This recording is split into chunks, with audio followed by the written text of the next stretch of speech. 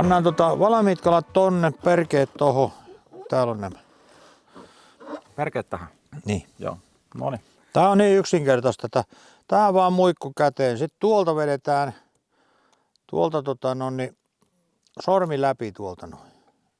Tosta puristetaan ja tuolta toisella kädellä vähän puristetaan tuolta ja se on siinä. Sormi läpi, puristetaan kituset pois, puristetaan maha ulos ja se on siinä. Kitusten alta. Joo. Pitää saada tuolta noin näkyviin. Joo. Sitten toi tosta. Pikkusen siitä nyppäät sitä poikki, sitten lypsät sen ja nykäset niin. Noin. Aivan täydellinen. Perfect. Niin. Perfektiä. Perfektiä. Se on perfektiä.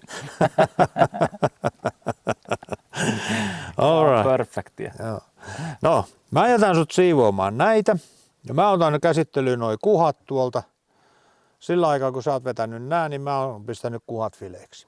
Joo. Päästään ruoanlaittoon. Noniin. Ei muuta kuin lykkatil. Minä yritän. Yritys on ainakin kova. Joo, kyllä se onnistuu, kyllä se onnistuu. Vähän semmoista aivot narikkaa ja ei tästä tarvitse hirveästi miettiä. Ihan vettä vaan astiaa ja sitten muikut sinne.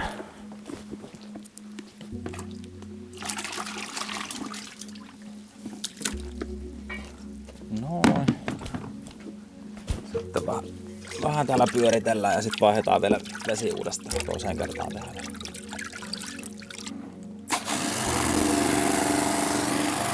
Oho.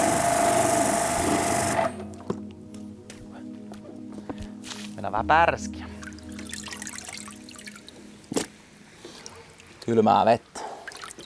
Mä näytän nyt, millä tavalla minä valmistan näitä muikkuja ja mikä on hyvin yksinkertainen resepti ja jokainen osaa sen tämän jälkeen tehdä. Elikkä mä teen semmoisen jauhoseoksen, mä otan ruisjauhoja täältä 3 kukkuralusikkaa, näin. Sitten mulla on riihiruisjauhoja, näitä voi käyttää jos tykkää, mä laitan näitä 1 ja 2. Tämmöiseen muovipussiin laitan ne.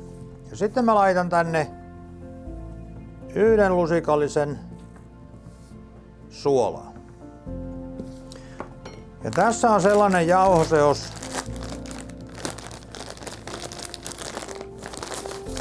että me täällä sitten nämä muikut vaan pyöritellään. Mä laitan sinne vielä vähän lisää, että se riittää varmasti. Mä laitan sinne vielä 1, 2, 3, 1, 2. Jos riihiruista ei ole, voi käyttää ihan tätä normiruista niiden tilalla, eli laittaa sen 5 lusikkaa. Ja sitten tulee aina se 1 lusikka suolaa, eli 1/5. Tai riihirukin tilalla voi käyttää esimerkiksi maustettua korppujauhoa, ruiskorppujauhoa. Se käy ihan hyvin tänne. Tai sitten voi vaikka hapankorppuja vetää blenderilla aivan silipuksi ja heittää niitä tänne sekaan. Ja sekin onnistuu. Eli tämä riihirukin korvikkeena voi käyttää sitä. Tai sitten pelkkiä noita ruisjauhoja. Ja tämä pussi ei muuta kuin jauhot, suolat sekaisin täällä. Noin. Ja mulla on tässä nyt 50 kappaletta muikkuja. Toivotaan, että ne mahtuu tänne pussiin. Ei muuta kuin tuonne säkkiin vaan sullotaan kaikki.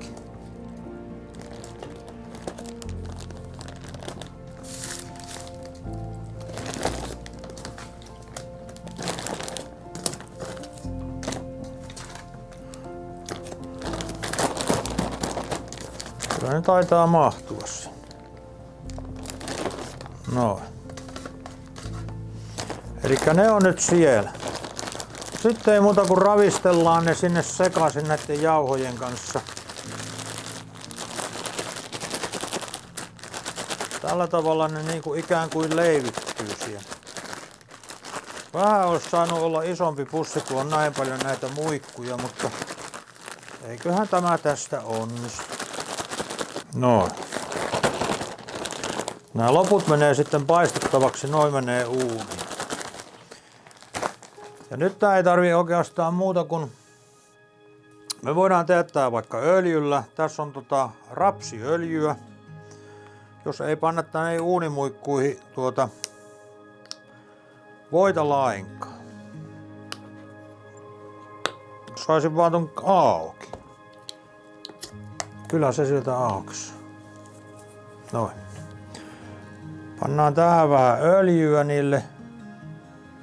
Se kyllä tuolla uunissa sitten leviää tuo öljy. Noin, eiköhän tuo riitä. Niin ei panna nyt tähän voita. Tää voi tehdä silläkin tavalla, että voilastuja tähän päälle. Ja se on sillä selvä. Taikka sitten voi käyttää sekä että öljyä että voilastuja. Mutta tehdään nyt ihan vaan tällä öljyllä. Eiköhän se tästä onnistu. Pannaan tuohon vielä pikkusen lisää kumminkin. Noin. Ja meillä on uunissa 200 astetta lämpöä. Me pistetään nämä sinne. Annetaan olla siellä 40-45 minuuttia ja sen jälkeen nämä on ihan syötäviä.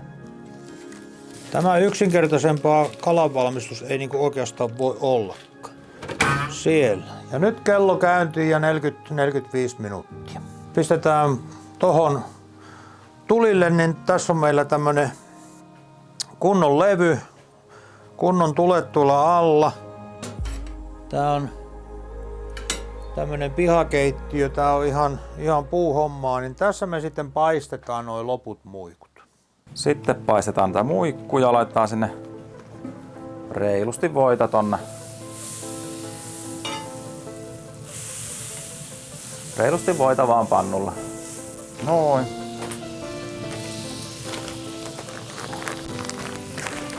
Sitten sinne muikut vaan paistumaan. Sinne meni muikut, heitää sinne vielä vähän. Pikkusen tosta vielä lisää. Nokaren voita ja hirveän kauanhan kalaa ei tarvitse paistaa, se kypsyy aika nopeasti. No vieläkin pikkusen varmaan voita tarvitaan. Sen verran siinä.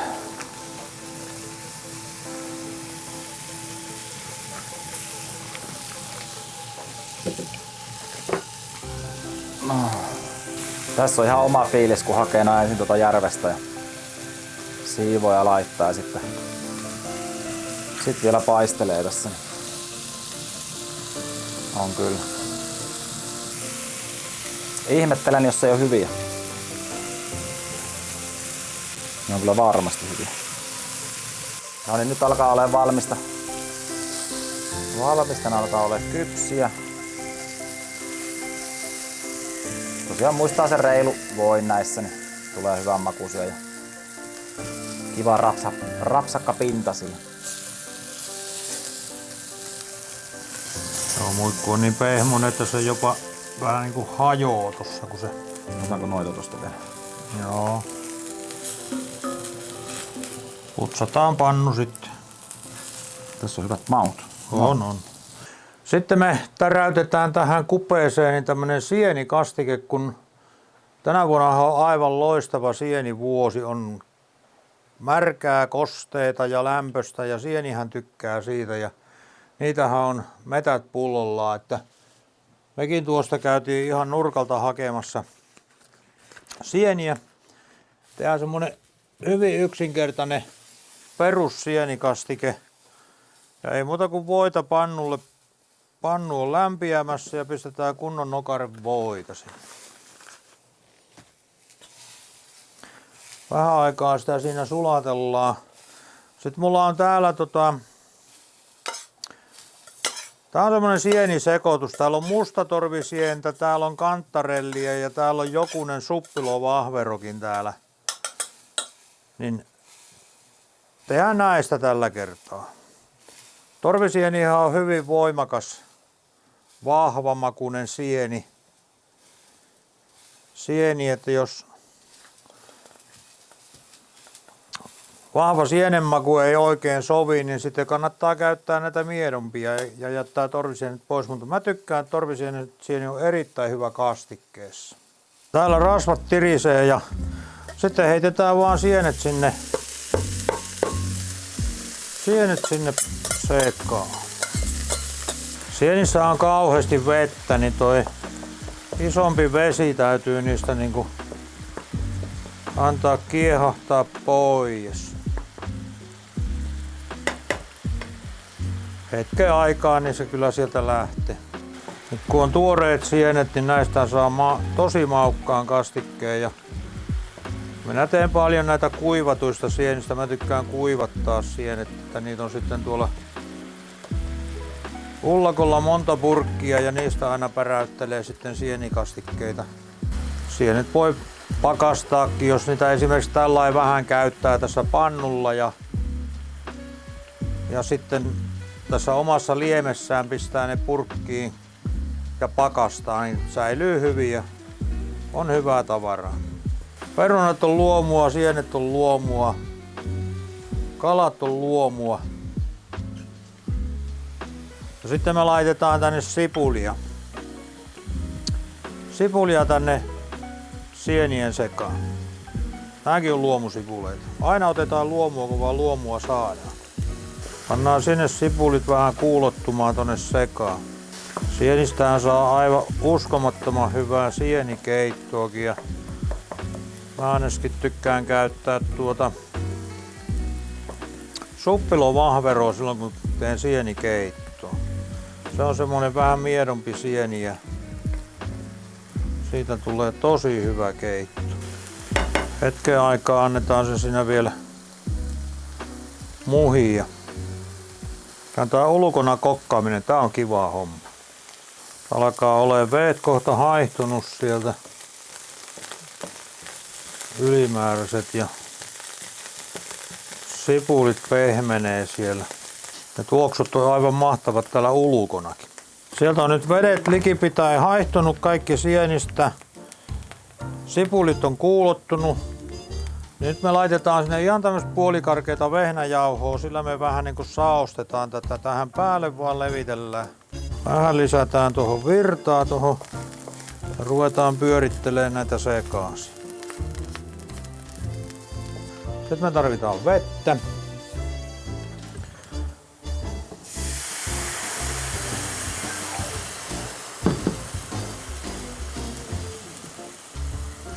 Sekoitellaan nämä tästä näin.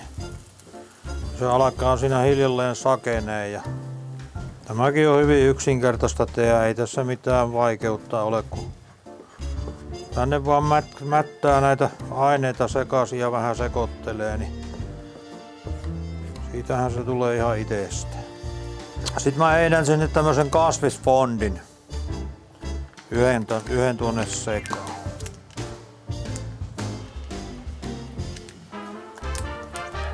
Laitetaan sinne maitoa.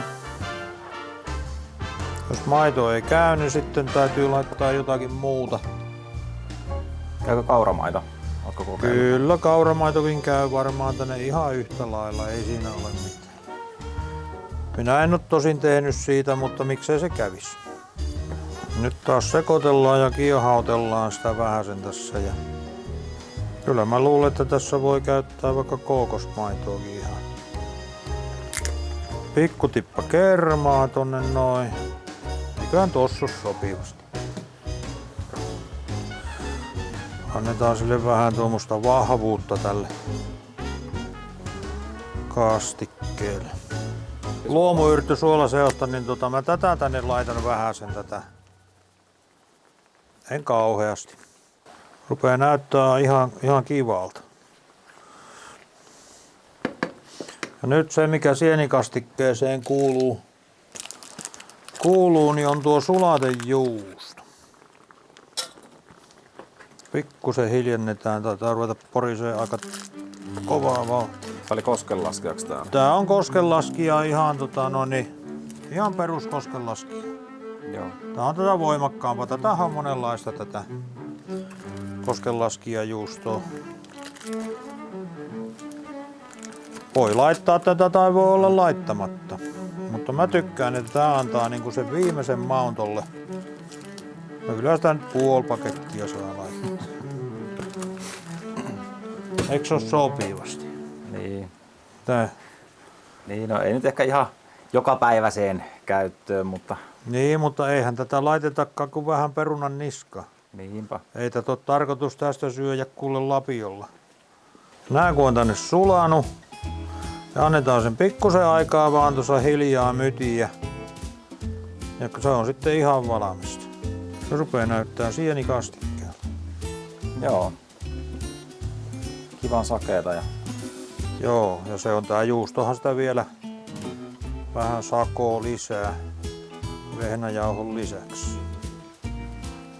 Ja jos ei vehnäjauhoa voi käyttää, niin sitten jollakin muilla jauhoilla voi saostaa. tai kun maitsena käy varmaan kanssa. Kyllä siihen käy. Mitkä vaan saostaa vähän sen. Niin Vähän suurustettu. Niin. Mutta tässä on ihan tämmönen perusjuttu. Mitenkä tää on kauhean helppo minun mielestä tehdä, ja tässä nyt ei mitään ihmeitä ole. Ja kyllä se tähän päivään asti on aika herkulta maistuu. Kai se maistuu vielä.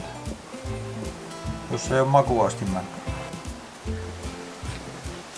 Nyt sitten se olisi oikeastaan sitä vailla, että kun jostakin lusikan löytäisi, niin voisi vaikka maistaa. Kyllä se on sitä itteensä. Onko se hyvä kommentti? Nimenomaan. Maku on tallella. Kalamies hyväksyy. Kalamies hyväksyy, maku on tallella. Hyvä. Siellä on perunat tullut siinä sivussa, ettei huomattukaan. Katos. Oi et. Ei hassummalta näytä. No ei. Mä melkein sanoisin, että sammutetaan uuni. Noin.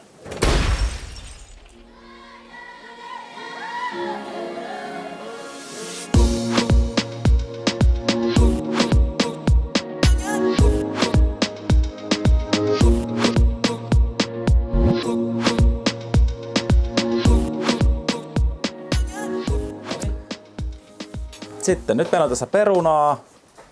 Sitten meillä on sitä sienikastiketta. Ja sitten nää oli paistettu tossa Kyllä. pannulla. Ja ne on jo sitten ne uunissa paistettu. Uunissa, joo. Ja. Ja nythän me tietenkin ensimmäiseksi verrataan, että kummatko muikut on parempia. Tää. Niin, no kai se tähän kuuluu sitten. No niin, otetaan. Nää on ollut tuolla uunissa. Eli näissä on käytetty sitä öljyä. Joo. Ei voita. Joo. Ja ruoto ei tunnu. Ei.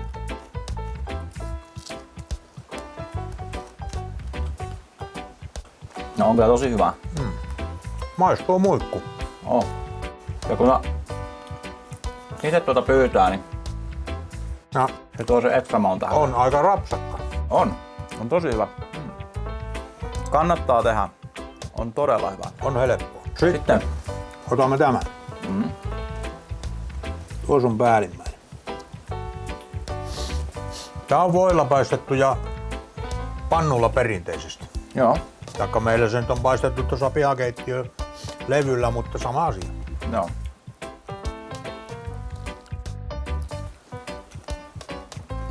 No. No vaikea sanoa. Onhan toki kun voilla tekee, niin onhan siinä se Tässä on voimaku. voimaku, että se tuo siihen totta kai vähän lisää, mutta ei niin noi ei häviä yhtään kyllä näille. Mutta jos tähän olisi laittanut pikkusen hyväksy voita, niin maistuisi ihan samalle. Joo. Mutta tää on pikkusen pehmeämpi. Joo. Toi on rapsakampi. Ja jos näitä pitää vähän pitempään uunissa, niin Nyt se on hyvä. se vielä tulee rapsakammaksi. Joo. Mutta tässäkin vaikka niin lyhyt aika oli paistossa, niin saa syödä ihan ruotoneen päin. Ei tunnu missä. Muikku on minusta hyvin sanotaan että siihen nähden, mitä tämä muikku on ja miten monipuolinen tämä on ja mitä kaikkea tästä voi tehdä, miten maukas tämä on, niin tämä on ihan aliarvostettu kala. Ja kuinka helppoa se on valmistaa. No, eihän tämä helpompaa voi olla.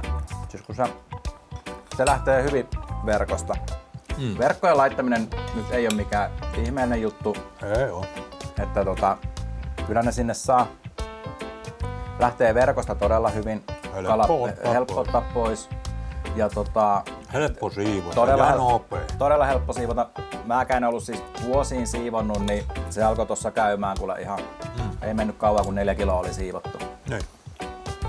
Ja sitten vaan kuule pannulle ja voita perään. Tai sitten kun Tai paat öljyä uuniin, tai niin ei uuni. tarvii edes kärvennellä. Näin on. Mutta seuraavalla videolla sitten taas jotain uutta. Katsotaan, mitä keksitään. Se on moro. Moi!